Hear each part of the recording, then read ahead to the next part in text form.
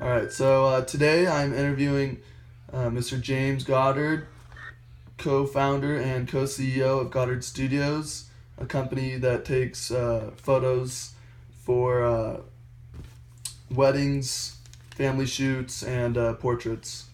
So thank you for letting me interview you, first off. Pleased to be here. Thank you very much. So first question, how did the business start? Business started as basically an offshoot. I graduated in 1983 with a degree in finance. And shortly thereafter, I fell into fashion modeling and I ended up in New York City. At that point, I was exposed to and worked with some of the very best photographers in the world in New York and in Europe. That experience gave me a tremendous foundation as to how photography works, what makes photography great, what makes photography bad. Because there were times I worked with bad photographers as well. The energy level that a photographer brings to a job is something that's paramount. Putting your client at ease or putting your subject at ease is paramount to actually getting great pictures. And that's talent that you have to acquire. It's not something you're necessarily born with. I think some people might be better at that than others naturally, but still, it's a talent. And a lot of professional photographers don't have it that much versus others. So that was a progression that led me into doing photography, was working in that business. Awesome, cool. Now we're gonna get into the business side. So opportunity space. Shoot, my bad. Opportunity space. Where did your company fill a void, like a imperfection in the market?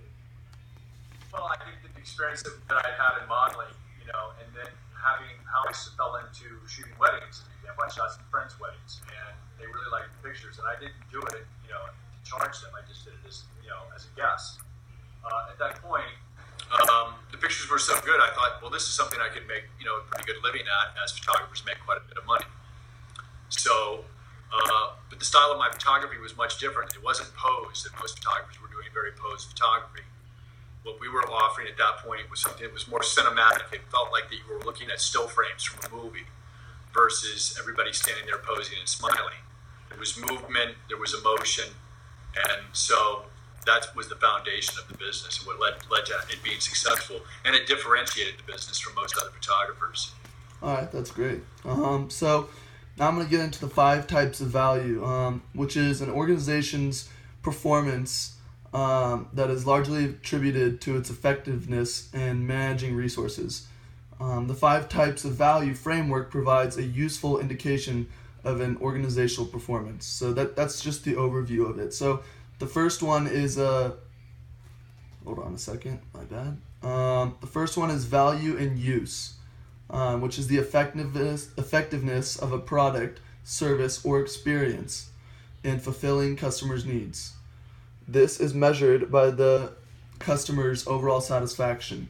So, how do you satisfy the customer with your product and service? How do you fill their needs? Yeah, the first thing that we do is I think we offer a product necessarily unique in the industry as far as wedding photography goes, as well as portrait. We bring a talent that most photographers just don't have, and that's based on my experience and my wife's experience, who also worked as a fashion model. So we is that our photography has a very cinematic feel to it. It's very lifestyle. It's very lifestyle looking. Instead of it being very static and posed, there's energy in all the pictures. And we have a unique ability to make our client feel at great ease. We've shot clients who hate having their picture taken. By the end of that day, they're actually enthralled with having their picture taken. They're having a good time. They're comfortable with the camera. So I think that our clients walk away with not only a good finished product, but they actually feel better about themselves as well, having been in front of the camera and feeling comfortable for the first time in their life. Okay. So now we're going to go on to value in exchange, which is the efficiency of a product, service, or experience in fulfilling customer needs. This equates to the benefits received from the purchase, the overall satisfaction minus the cost, money, time, and energy spent. So, how much does the customer benefit and from your experiences, and minus, and then we take your time spent working on it? Hold on. Well, first of all, the customer's benefit is that we believe that we truly provide an experience and a finished product, which is bar none. We don't feel like that there's really any, and there's some great photographers in England we know, Jeff Basco, and we really base our photography on what we see out there. We feel like that what we give the customer when we're finished is product that they're not going to be able to find outside. Hold on, you cut out. Is finished product. We feel like there's only maybe a half a dozen doctors in the United States who can provide a product of that high of quality and that much ingenuity as far as the approach to the job itself. They also get an album that's custom made in Italy. The printing process is amazing. So they get a finished product that we've never ever had a customer ever complain about. Proof of that would be our Yelp reviews. We basically have had 5 stars on every single Yelp review we've ever had. And that's an important metric right there alone. As far as the return back to us, there's sometimes customers that want one photographer, and then there's sometimes customers want 2. Obviously, when you have 2 people on the job, you could say that the hours worked are double, but in essence, they're not in a way because it takes a lot of pressure off of one photographer trying to cover the whole wedding all by themselves, which would be shooting the bride in one room, shooting the groom with the groomsmen in another room before the wedding starts, first look. So it gives you the chance to actually have less stress in the job and do the job more easily. The pay is not quite double, but it's close. And the post-production, a lot of times leads to less work for the person working in post-production. When one person works by themselves, a lot of times they'll end up shooting more pictures because they're under stress and they want to make sure that they get the right picture. But in really looking at how much work goes into one of these wedding albums,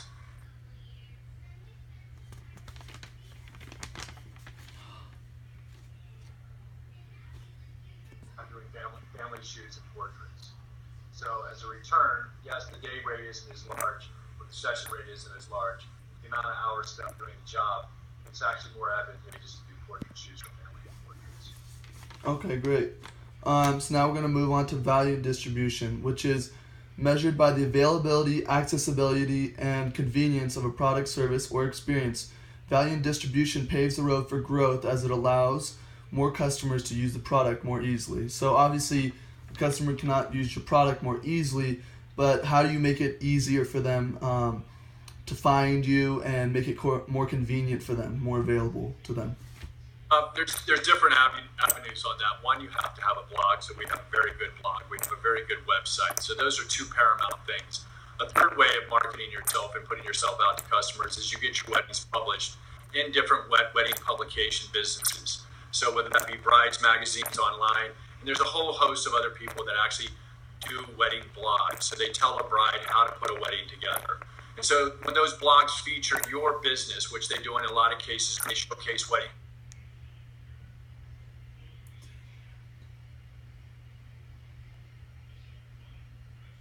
Your weddings that you shot and provide them the content. On top of that, there's Yelp, which is very important as well, and the ratings that you get on Yelp. So those are the avenues. And then you market your website B2B through your blog. Okay, great. It keeps freezing out. So, like the Rich Carlton business, Okay, so having them suggest your business. Okay.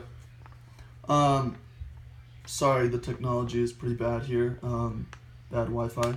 But now I'm going to move on to value and finance. The financial performance of the organization. This is measured by examining the numbers. For example, revenue, cost, structure, growth, cash balances, and asset efficiency. So value and finance demonstrates the past growth. So where do you fall under that? At the beginning, the business was really growing well. Hold on, you cut out. Can't take this.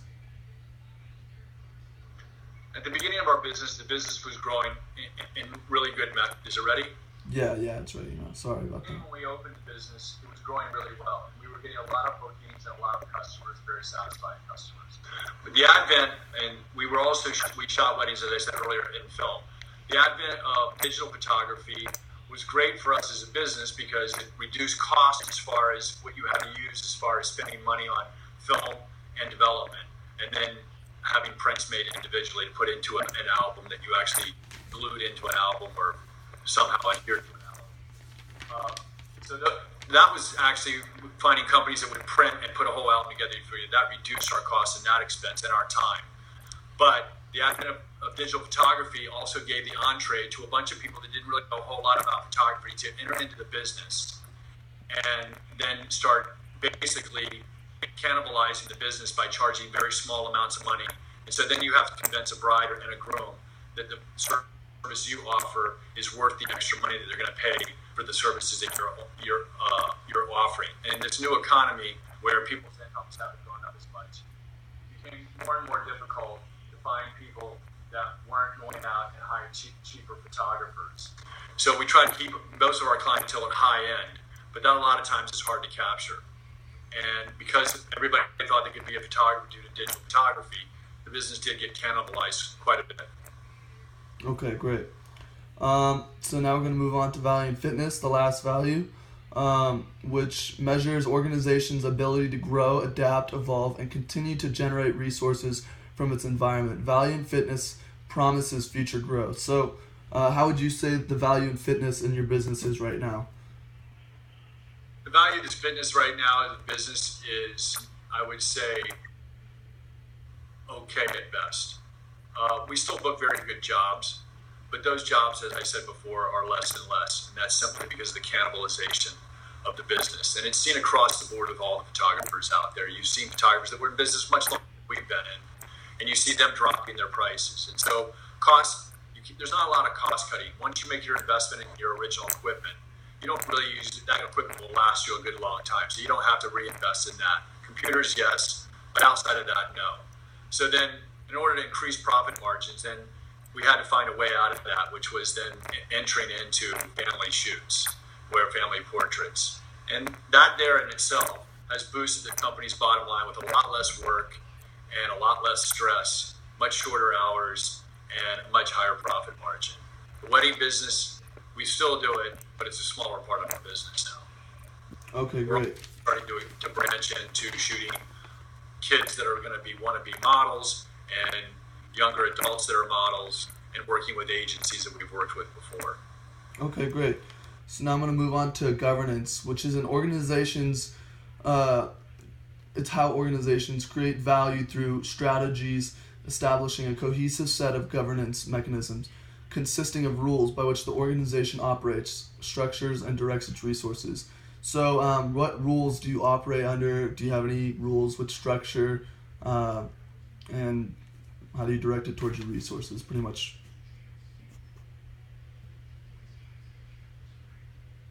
It froze again. Company, it's just the two of us working together, that we have per se a lot of rules. We have set amounts that we will work for and no less. Obviously, each job that we approach, you try to maximize that. So we've designed ways in order to maximize the amount of money that we can get out of a job by offering different things. Whether if it's a family shoot, you could have them pay you for a session fee, or you could just have them buy a DVD of all of the pictures that are going to be actually uploaded onto a DVD that they can actually view on a website that hosts them for them to see first.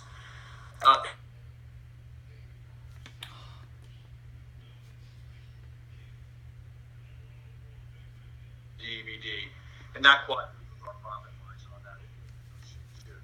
So it's finding out ways, and that's because the pictures are so good that they end up saying, "No, I don't want the DVD." Then they see the pictures, and then they say they want the DVD. So it's finding avenues like that, and then also if it was a wedding itself, then offering to do shoots for their engagement, okay? And then a lot of times that turns into customers that turn into family shoots. So it's letting the people know that you do more than just one thing, and then on top of that, as far as rules go, we do have minimums we set, and we won't go below that. We'll tell them that they should find somebody else. And a lot of times that works better in your favor because they actually end up coming back to you. You tell them to go check someplace else, but we don't drop our prices down to a point where we feel like that we're not being compensated fairly. Okay, I understand that. So last subject we're going to hit on is the resources, which is the means of production that are governed to generate performance and value creation. So what resources, I guess, the resources that you have are obviously staying on top of what the latest trends are. So you obviously follow your wedding bloggers. On top of the other resources you have is trying to network with large hotels, wedding coordinators at those hotels. Cut out again. Possible.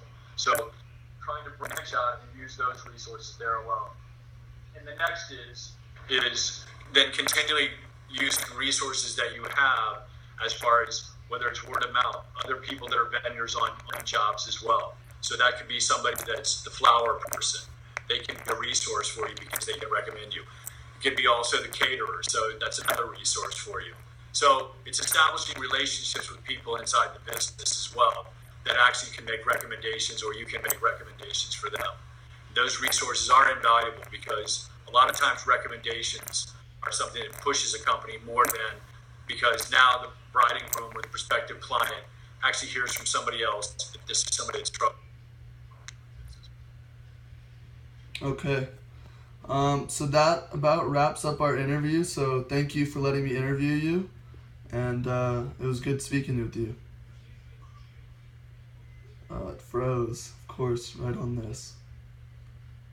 Thank you very much for having me interview today. I hope that this was a fruitful conversation and a good interview for you. And I appreciate you asking, and best of luck to you in the University of Utah and your entrepreneurial course. All right, thank you. And sorry about all the technical difficulties. That was not supposed to happen, but that's what happened. Technology's still growing, so in probably a year from now, this won't be going on anymore. Yeah, hopefully. All right, well, thank you so much. Thank you. Have a great day. You too. Bye.